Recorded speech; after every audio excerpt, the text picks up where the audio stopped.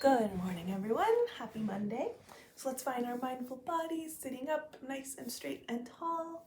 Our shoulders are relaxed, and we're going to find our anchor spot. So remember your chest or your belly, whatever's comfortable for you. And just take a moment, close our eyes, and breathe in, breathe out, breathe in, breathe out. And just take a few moments with your breath, noticing how you feel today. In your body, in your mind, in your heart. Think about how you're doing. And keep your eyes closed if you're comfortable, and wait till you hear the sound of the bell.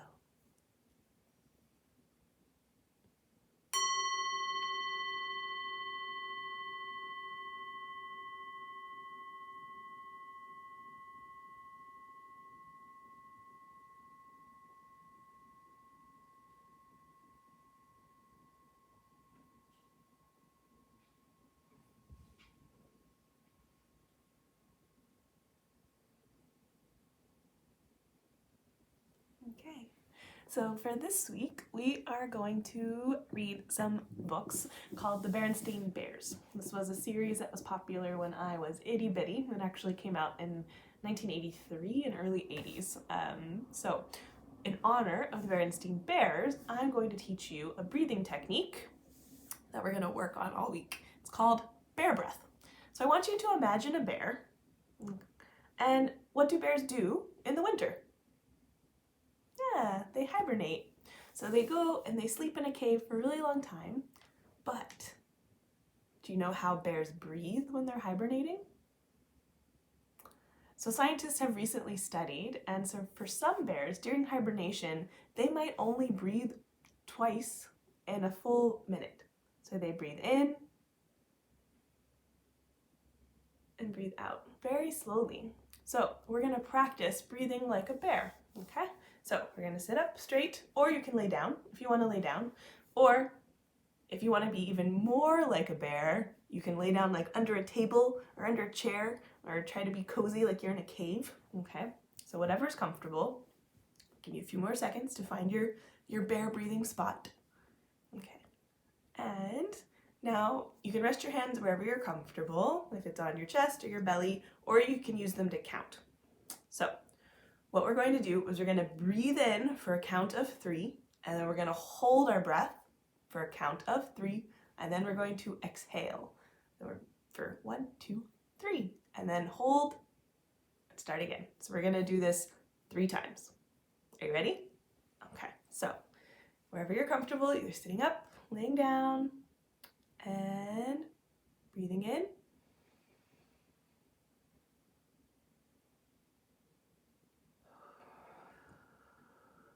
Okay, so breathe in for 3, hold for 3, exhale for 3. Ready? Breathing in.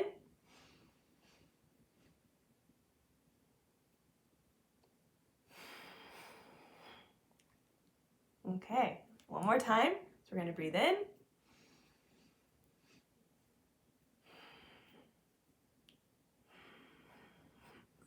I messed up at that one. See, it happens. So we're going to practice this all week, working on our bear breaths. So we're going to breathe like a bear.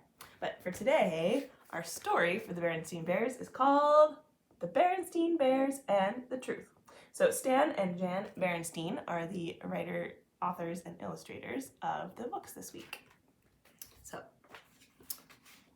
and these are my books from when I was little. So they've kind of, just like that Alexander and the Terrible, Horrible, No Good, Very Bad Day, they've been loved a lot. So no matter how you hope, no matter how you try, you can't make truth out of a lie.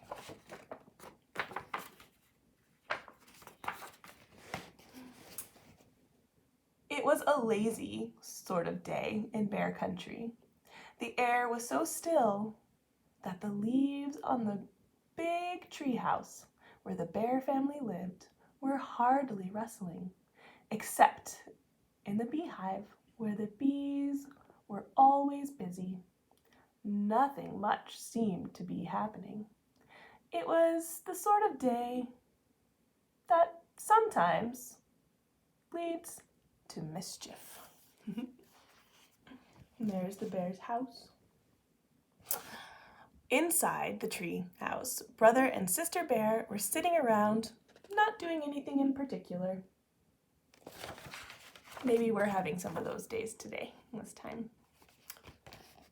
Brother was holding his soccer ball. He'd become interested in soccer, and he'd been outside practicing free kicks. Sister was relaxing in an easy chair, just thinking about what to do next. And she looked comfy. So neither Papa nor Mama Bear were anywhere around.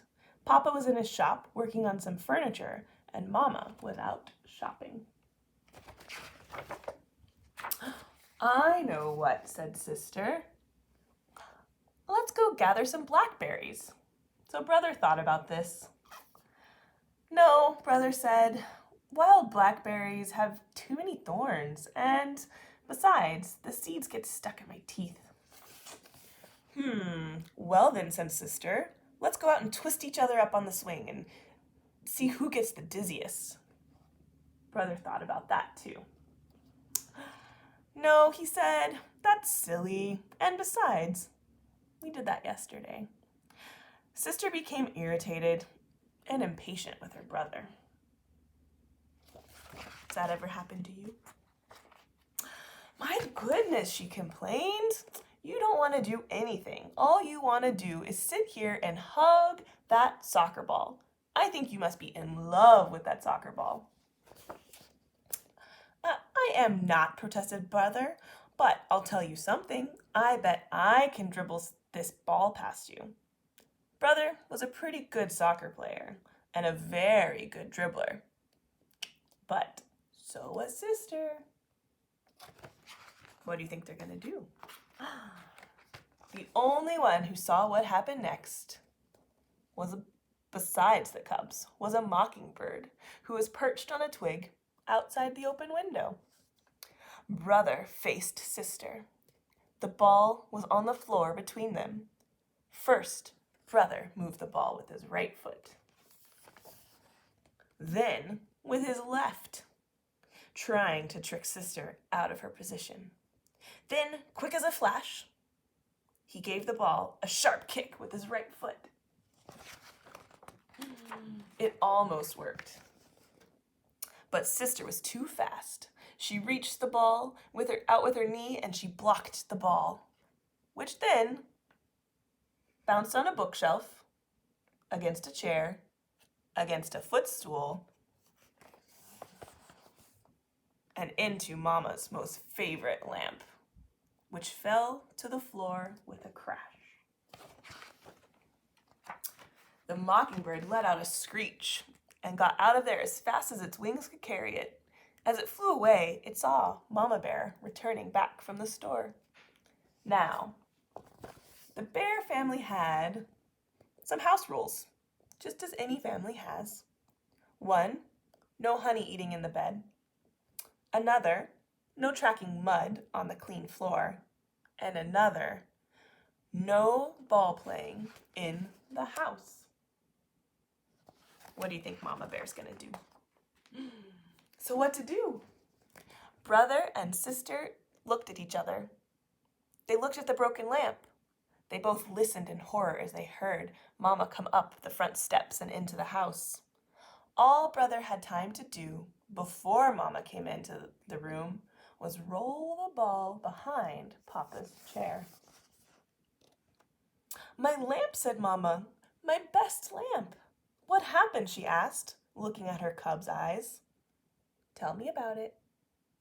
The cubs looked into Mama's eyes, then at each other, and then they began to tell one of the biggest whoppers, which means a lie, that has ever been told in bear country.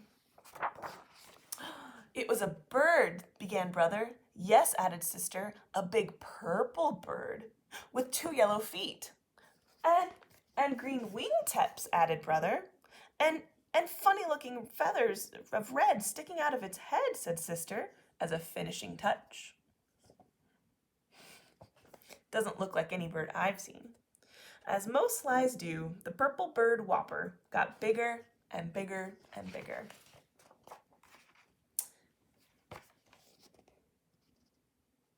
Do you think Mama's believing? Yes, continued the cubs, and it flew, and that window zoomed around the room and knocked over the lamp. As Mama Bear was looking at the broken lamp with a sad expression on her face, Papa Bear came in from his shop. The cubs began to tell him the story of the big bird that flew in the window and broke the lamp. It was a bit harder to tell the second time. For one thing, they couldn't quite remember how they told it the first time. So, you've got me confused, said Papa. Was it a purple bird with green wingtips and yellow feet? Or a yellow bird with purple wingtips and green feet? Or was it a white bird with black spots? What does that look like? Just like that soccer ball that's behind my easy chair. But the thing that really made it hard the second time was just how very sad Mama looked as she picked up the pieces of her favorite broken lamp.